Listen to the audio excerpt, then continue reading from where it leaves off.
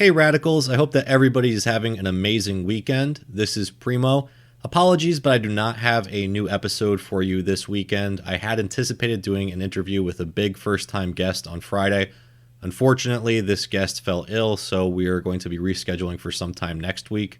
In lieu of that, however, I do have something that I think is pretty timely given the expiration of the eviction moratorium under President Biden.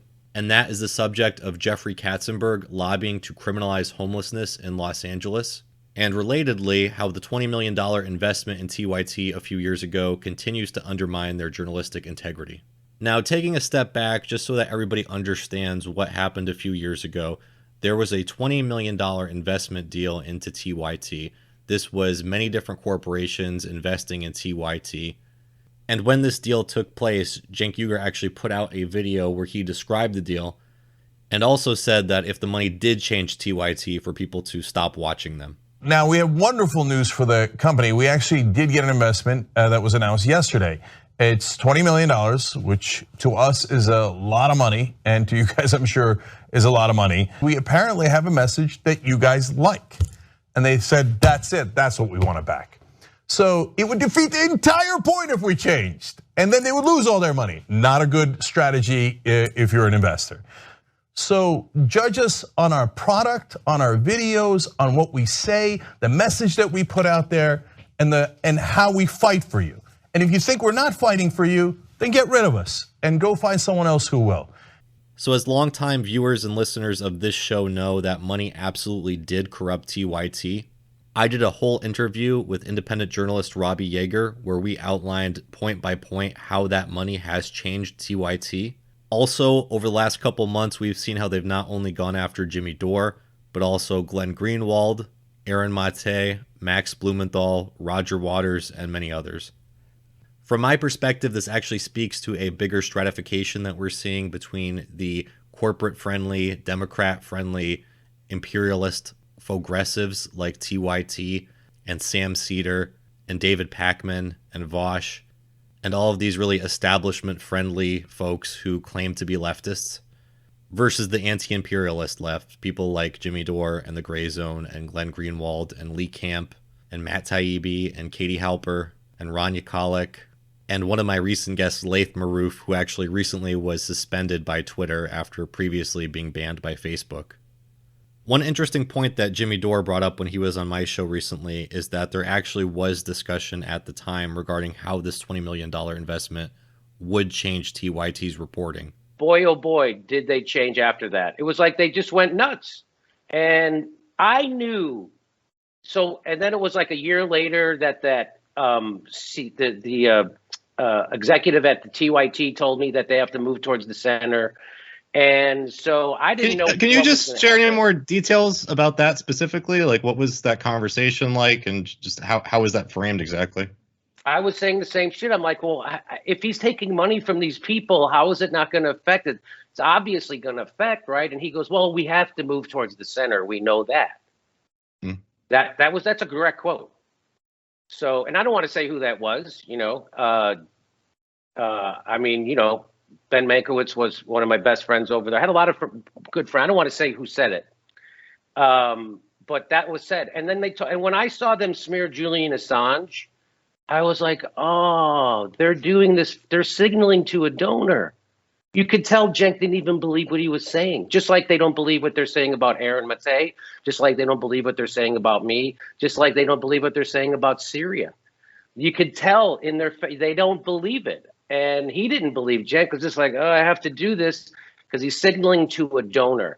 So again, I think I have a pretty good example of how that took place. And this has nothing to do with Russia or Syria or how the geopolitics of TYT has changed, as I think we've gone over that a bit. Again, we've seen Cenk Uygur all over the map on the issue of Syria. He has said that the gas attacks did take place. He said they didn't take place. He said that Tucker Carlson was copying his perspective on what happened in Syria. And of course, we saw how TYT unabashedly regurgitated every single Russiagate talking point, including the most recent one that wasn't even picked up by the corporate media because it was so transparently false.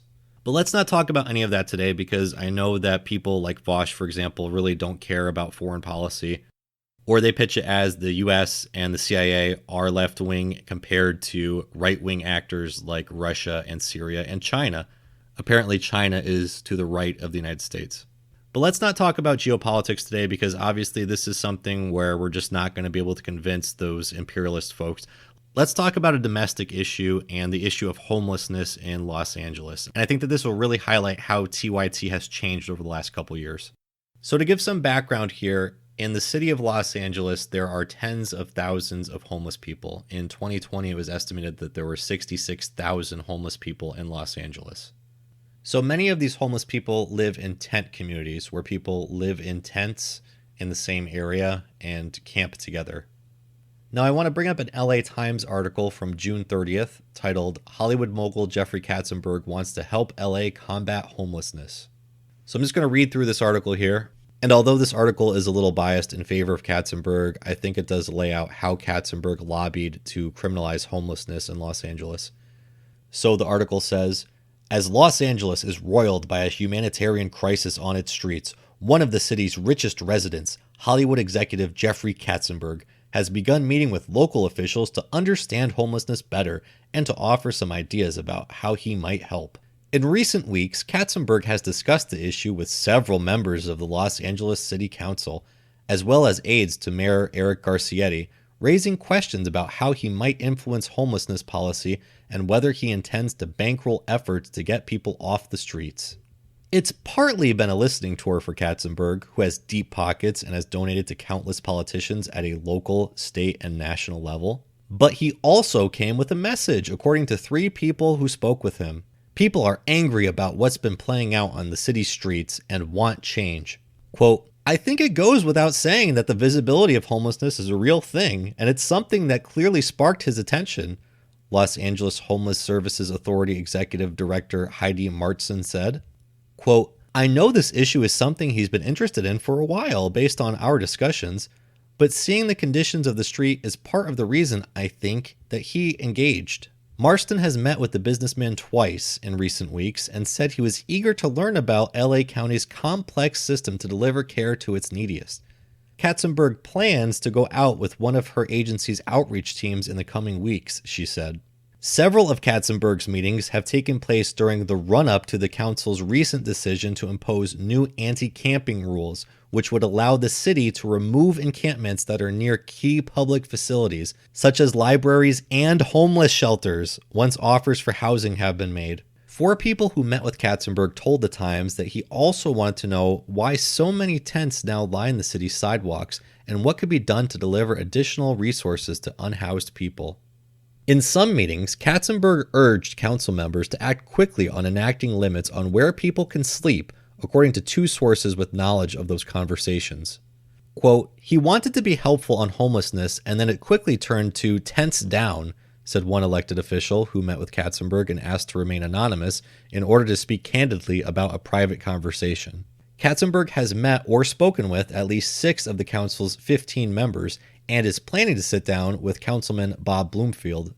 He also attempted to schedule a meeting with Councilman Gil Cedillo, an aide told the Times, and asked to meet with at least one member of the Los Angeles County Board of Supervisors. So the day after this article was published, on July 1st, guess what happened? Well, the Los Angeles City Council voted to criminalize homelessness in Los Angeles and remove these tent communities, just like TYT investor Jeffrey Katzenberg had lobbied them to. So to summarize that, let me read you this article from the AP, dated July 1st. This is titled, Los Angeles Passes Measure Limiting Homelessness Encampments. The article says, the Los Angeles City Council passed a sweeping anti-camping measure Thursday to remove widespread homeless encampments that have become an eyesore across the city. The measure was billed as a compassionate approach to get people off streets and restore access to public spaces in the city with the nation's 2nd largest homeless population, though critics said it would criminalize the problem. Quote, I can't think of any reason why we would not unite in support of what the people of Los Angeles want us to do, end quote, said Councilman Paul Krikorian, co-author of the measure. Quote, restore order to our streets while also uplifting and providing services to those in need, end quote.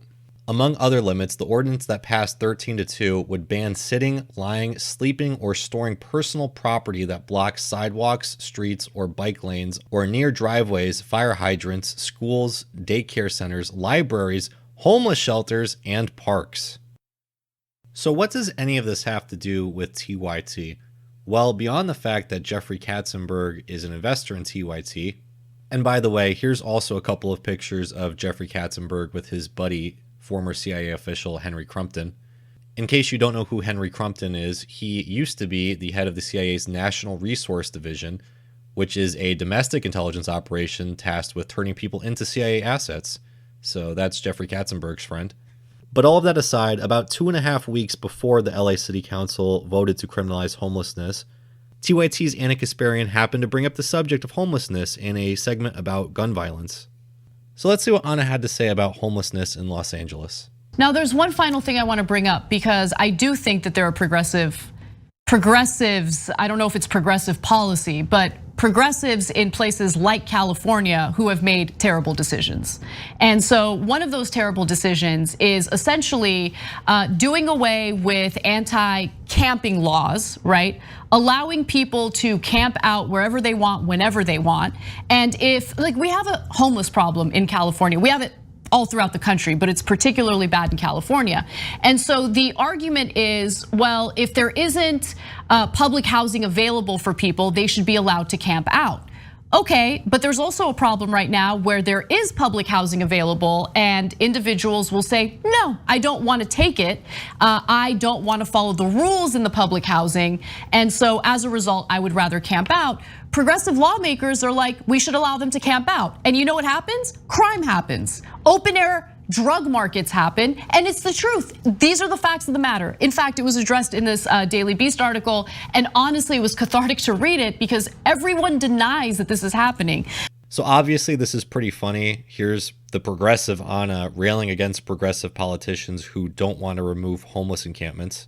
But I'm sure a lot of you are saying, well, so what? So maybe she just happens to agree with Jeffrey Katzenberg. Maybe this is a total coincidence. My first question would be, well, what if Anna didn't agree? What if Anna had a totally different perspective? Would she be allowed to bring that up on TYT, especially while Katzenberg was lobbying the LA City Council? Secondly, why doesn't TYT present anyone with an alternative perspective? I mean, right here, Anna said that progressive politicians would be against this. Why doesn't TYT have a progressive on who talks about the criminalization of homelessness in Los Angeles? Oh, it's because Jeffrey Katzenberg is an investor in TYT, so they're not allowed to talk about this from any other perspective than the one that supports Jeffrey Katzenberg's lobbying to criminalize homelessness. But in case that's not compelling enough for you, I wanted to share another video. Here's a video from November 2019 where TYT is discussing Las Vegas's criminalization of homelessness. Now, listen to what Anna has to say here about Las Vegas doing essentially the same thing that Los Angeles is now doing. Homelessness continues to be a giant problem in many big cities throughout the country, and the city council in Las Vegas has decided to approach this in the worst possible way. They are essentially citing homeless individuals who sleep on the streets. The Las Vegas City Council is slated to vote on an ordinance that would make it illegal to camp or sleep on the streets in parts of the city. Drafted in September, the ordinance would make it a misdemeanor to rest, sleep, or lodge in Las Vegas's downtown district and other residential areas if shelter beds are available. Now, here's part of the problem. Most of the time, there aren't enough, actually all the time, there aren't enough shelter beds available for homeless people to find any, refuge in. So the violation could cost individuals as much as $1,000. And if they don't pay that citation, they could end up in jail for up to 6 months. Now, if that happens, clearly they would have something on their record, which would make it even more difficult for them to find work in the future. So it will take a problem and make it an even bigger problem. Still not compelling enough for you? Well, that's okay. I have a third video. This is from February 2016. This is TYT covering Justin Keller writing a letter to the mayor of San Francisco to do exactly what Jeffrey Katzenberg was lobbying the Los Angeles City Council to do. A wealthy man in Silicon Valley is calling out homeless people because he's tired of having to look at them. And now he's getting a lot of criticism for it on the internet. Justin Keller, the founder of Commando.io, is the person who wrote an open letter to the mayor of San Francisco. And he argued that the real problem was the effect the homeless have on the people around them who had, quote, earned the right to live in San Francisco. And then I thought, okay, the whole earned it stuff, he shouldn't have gone there. I do declare I've earned it. Because it makes the assumption that everyone who's homeless in San Francisco is lazy and they're bums. And they earned that. They earned that, exactly. Yeah. And that's not the case. Especially when you go to San Francisco, you can see it. It's right in front of you. A lot of them have mental health issues. A lot of them have addiction issues.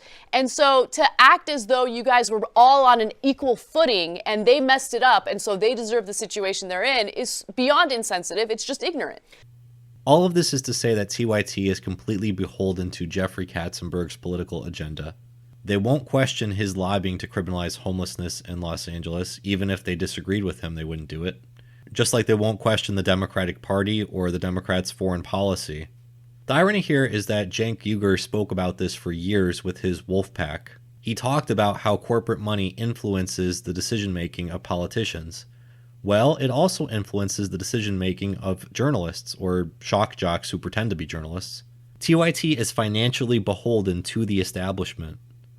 They're not progressive media. They're corporate media marketing themselves to progressives. That's why they're in favor of criminalizing homelessness. That's why they're in favor of an imperialist foreign policy. And that's why they're attacking anyone on the actual left. And believe me, this will not be the end of it. We are going to continue seeing TYT being apologists for the Democratic Party, even as millions of people are being evicted from their homes, even as we drop bombs on more countries, even as we don't get Medicare for all and we don't get student debt relief. No matter how much the Democratic Party becomes the Republican Party, TYT is beholden to the 1%, and they're going to continue on selling the elite's agenda as progressive, because that's what con men do. And that's what grifters do. So judge us on our product, on our videos, on what we say, the message that we put out there, and how we fight for you. And if you think we're not fighting for you, then get rid of us and go find someone else who will.